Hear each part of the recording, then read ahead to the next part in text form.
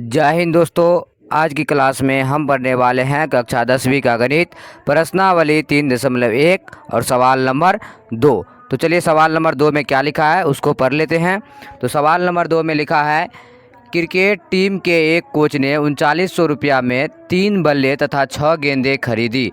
बाद में उसने एक और बल्ला तथा उसी प्रकार के 3 गेंदें 1300 रुपया में खरीदी। इस स्थिति को बीजगणितीय तथा ज्यामितीय रूपों में व्यक्त कीजिए। तो चलिए पहले यहाँ पे लिख लेते हैं क्या करा है। क्रिकेट टीम के एक कोच ने 3900 रुपया में 3 बल्ले तथा 6 गेंदें खरीदी। तो 3 बल्ले, यहाँ पे पहले एक बल्ले का निकालना पड़ेगा। तो पहले लिख लेंगे यहाँ पे एक नहीं लिखेंगे से माना कि एक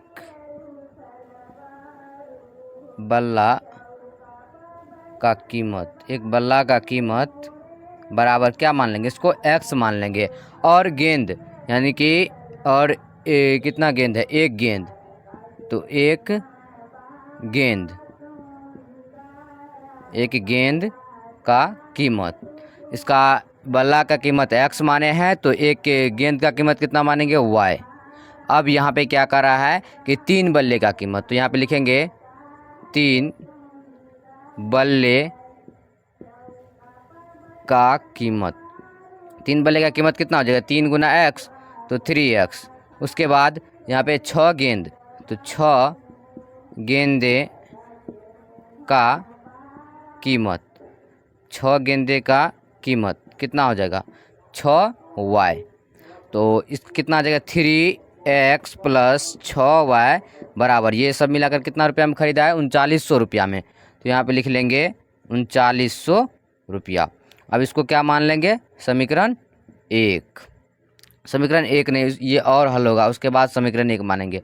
तो यहाँ पे क्या लिखा है, 3 6 39, यानी कि इसमें कॉमन आ रहा है 3, यहाँ पे 3 कॉमन ले लेंगे, x आ जाएगा प्लस 3 दूनी 6 2y बराबर, तो 3900 है, तो 3900। उसके बाद यहाँ पे आ जाएगा x प्लस 2y बराबर 3900, इधर गुना में 3 है, इस साइड आएगा भागा में आ जाएगा, तो 13 तिया 39, तो x प्लस 2y बराबर 1300। ये क्या आ जाएगा, ये आएगा समीकरण 1।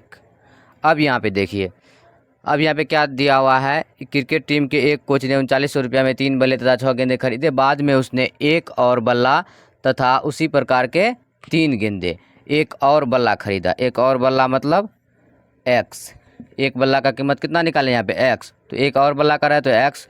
उसके बाद प्लस बल्ला तथा उसी प्रकार के 3 गेंदे, तो 3 गेंद एक गेंद का कितना कीमत है y, तो 3 गेंद का 3y बराबर कितना रुपया, इसमें 1300 रुपया, 1300 रुपया। अब यहाँ पे इसको क्या मान लेंगे, समीकरण 2। अब समीकरण 1 से निकालेंगे, यहाँ पे लिखेंगे समीकरण 1 से। समीकरण 1 कितना है, x प्लस 2y बराबर 1300, x प्लस 2y बराबर 1300। यहाँ पे क्या करेंगे, x का मान रखेंगे, लिखेंगे जब x बराबर 0, तो x के जगह पर क्या रखेंगे, 0। x यहाँ पे 0 है, तो x है यहाँ पर, तो x की जगह पर 0 रखेंगे, तो x की जगह पर 0 प्लस 2y बराबर 1300। तो यहाँ आ जाएगा 2y बराबर 1300, प्लस में इस साइड आएगा माइनस में 0, तो 2y बराबर 1300। y बराबर कितना आ जाएगा, 1300 बटे 2 से भागा लगेंगे, 2 6 के 12, 2 पंचे 10, 65 यानी 650, तो y बराबर 650। अब इसका एक सारणी बना लेते हैं, यहाँ पे ये सारणी आ गया 1 2, इसमें लिख लेते हैं x, इसमें y। तो यहाँ पे किस चीज़ का मान रखें, x का 0, तो लिखेंगे x का 0, और y का मान कितना आया 650, तो लिखेंगे 650। अब यहाँ पे क्या करना है, x का मान 0 रखे थे, अब यहाँ पे y का मान 0 रखना है, लिखेंगे जब y बराबर 0, तो y के जगह पर 0 रखेंगे, यहाँ पे क्या है x प्लस, तो x प्लस 2y के जगह पर 0 रखे हैं, तो गुना 0 बराबर 1300, बराबर 1300। तो x प्लस 2 को 0 से गुना करेंगे 0, और 0 में x से जोड़ेंगे तो x ही आ जाएगा, बराबर 1300। तो y का मान रखे हैं 0 और x का मान कितना आया 1300। ये किस चीज़ से आया? समीकरण 1 और समीकरण 2 से। अब समीकरण 1 से ही आया है। अब समीकरण 2 हल करेंगे। तो चलिए यहाँ पे लिखेंगे समीकरण 2 से। समीकरण 2 से, तो समीकरण 2 कहाँ है? इसमें x प्लस 3y बराबर 1300। अब यहाँ पे क्या करेंगे? y का मान 0 रखेंगे। यहाँ पे लिखेंगे जब y बराबर 0 तो क्या x प्लस 3 गुना y की जगह पर 0, तो 0 बराबर 1300। तो x 3 में 0 से गुना करेंगे 0, 0 के x से जोड़ेंगे x बराबर 1300। कितना आया? आप यहाँ पे y का मान 0 रखें। एक और मान सारणी बनाना पड़ेगा ये समीकरण 2 के लिए। तो यहाँ पे आ जाएगा x और y। तो यहाँ पे y का मान 0 रखे हैं और x का मान 1300 निकला है, तो 1300। उसके बाद यहाँ पे क्या रखेंगे? y का मान 0 रखे हैं तो y का मान अब 100 रखेंगे। क्यों 100 रखेंगे? क्योंकि 100 में से 300 घटा देंगे तो क्या बोलते हैं, y की जगह पर जब 100 रखेंगे तो उसके बाद 1300 में से 100 चले जाएगा, कितना बचेगा 1200, और 1200 200 से आराम से कट जाएगा।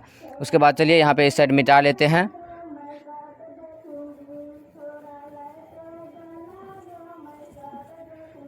देखिए उसके बाद इधर क्या है, y का मान 0 रखे हैं तो यहाँ पे रखेंगे जब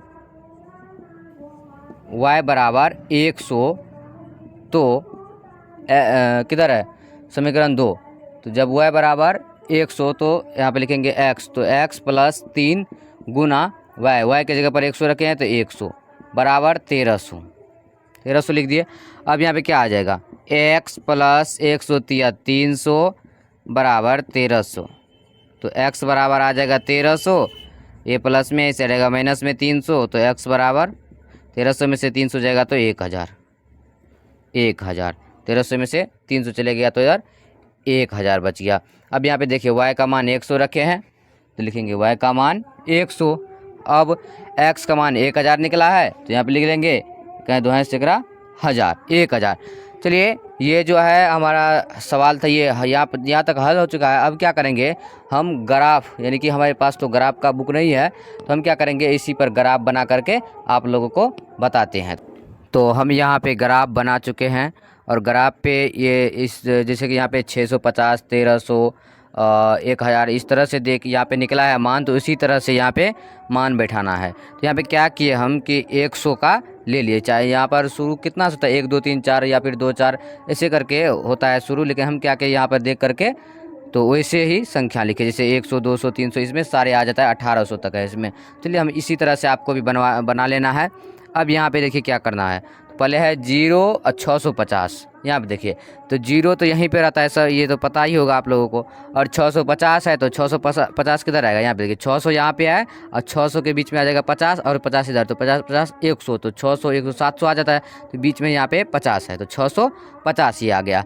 उसके बाद कर रहा है 1300 और 0, तो यहाँ पर देखिए 1300 है ना, ये 1300 आ गया और 0 तो यही पॉइंट है।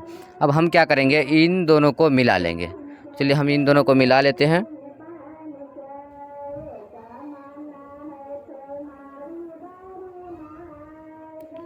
ये इस तरह से थोड़ा टेढ़ा हो चुका है, चलिए कोई बात नहीं, यहाँ पे आ चुका है। देखिए आपको क्या करना है, स्केल से बना लेना है।